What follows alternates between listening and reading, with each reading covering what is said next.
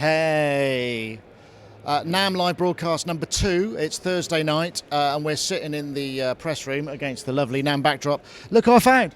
Hey, hello everybody. Happy to be here. Yeah, Rich Hilton is here for the day. Well, a couple of days, right? Yeah, a couple days. Tomorrow as well. So you've been here before. I know you have. One time. Oh, right, okay. And I'm guessing, was that a couple of years ago you came? Yes, it was. Yeah. Had great fun. So, God, Jesus, is exhausting, isn't it? Yeah, it's a little tiring, but I'm, again, happy to be here. Saw a lot of good friends. Saw a lot of great gear. Yeah, that's the thing. I mean, somebody said that it's a bit like a kind of school reunion, something like that, and it kind of feels that way a little bit. Yeah, sort of a, odd collection of misfits who get together every year and trade stories.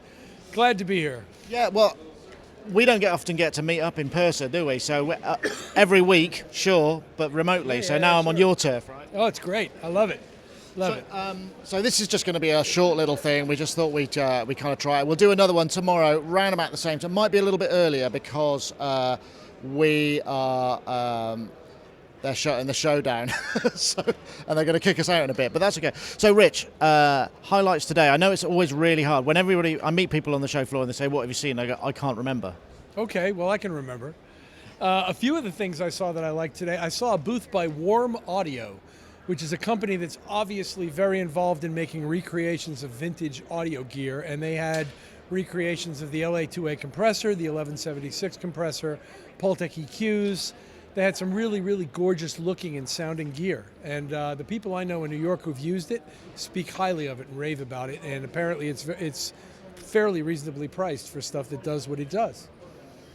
I think that's an interesting thing. I mean, it feels like there's an awful lot of that kind of rebranding stuff, especially, I guess, software. There's lots of software versions. So it's like the classics. Well, and not unlike the way Korg is making ARP Odysseys, the Carp Odyssey, and the way people are, but basically trying to recreate vintage styled things in their new even, Archeria's putting a ladder filter in a Matrix Brute, like people are embracing the old technologies and the warmth aspects. Did you see the full-size Carp Odysseys? Yeah, I did. Yeah, there's something about that, isn't it? You kind of think that looks much more like the real thing, right? It looks like a brand new ARP Odyssey. It really is gorgeous. I'm not sure about the Whiteface MS-20. That's odd. Yeah, I'm not so sure about that either. It looks like a photograph that's been. We're looking at the negative. You know what I mean? Yeah, I guess so. Another thing I saw that I thought was really interesting was Waldorf was showing their keyboard with the Eurorack module spaces in it, so that as a sort of a starter set, you could very easily get started with a nice little Eurorack setup with a connected keyboard and patch points available and all kinds of clocking options, and really, really nice product. I was very impressed with the way it looked and felt, and I thought it was a really nice thing. I went to see them today. They've got a new filter module, VCF1 I think it's called, that goes. It's a 2-pole filter, but with kind of all sorts of drive options, and that's pretty cool. And then the other thing I saw from them, oh no, that was it from them. But trying to think what else I saw today that I really thought was cool. Did you see the guy from Analog Solutions? No, yes, not yet. He's got some really nice looking and really nice sounding gear based in vintage designs, and you could barely contain his enthusiasm about the stuff. And what he played me sounded great. The filters did everything you wanted a good analog resonant filter to do. It really felt and sounded great. Well, I must admit, what the other thing I went to see earlier was the Roly guys, because they're doing the blocks thing, which they're doing in a dark room that's real nightmare to film. So the stuff that we'll be showing is probably a little bit dark. But what they have got is they were showing a beta of the control panel, the Roly Blocks control panel, which means that you can map individual blocks and pipe them in to sort of Ableton Live and MIDI map and start to use them in much more kind of pro ways rather than just through the Noise app. Yes. Yeah. And of course they have the Parisi brothers there demonstrating, and those guys are fantastic. And they both have tremendous chops on the blocks, and Marco has amazing chops on the C-board, which of course is of interest to me because I've just gotten one.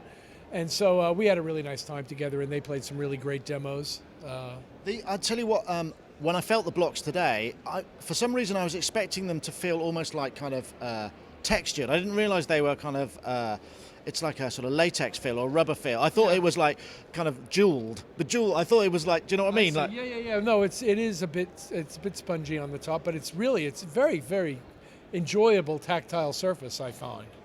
I'm just trying to think what else I saw today.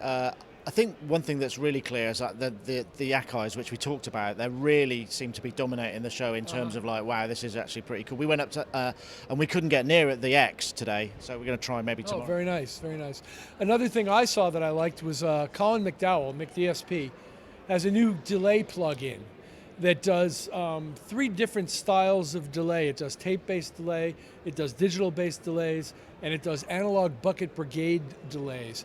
And in the digital section, they've incorporated a whole series of the impulse responses from their Futzbox plugin, which allows you to modify the returns, the delay returns, in some very, very interesting ways harmonically.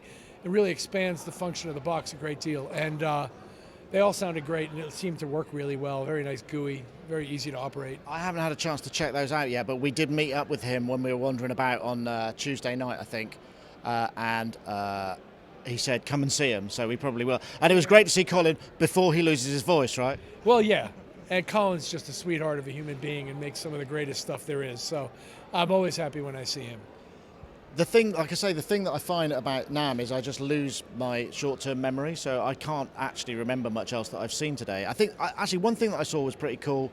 Samsung have done a wireless system that just clips on the front of an iPhone, and it's a 2-channel wireless system. It's got like 6 hours, so you can have like 2 stick mics going straight in via USB audio and it works on Android devices and on iOS devices. In fact, tomorrow, it's not out yet, they're going to let us try and use one for this, so we might see how that works. So, very nice. So we'll see.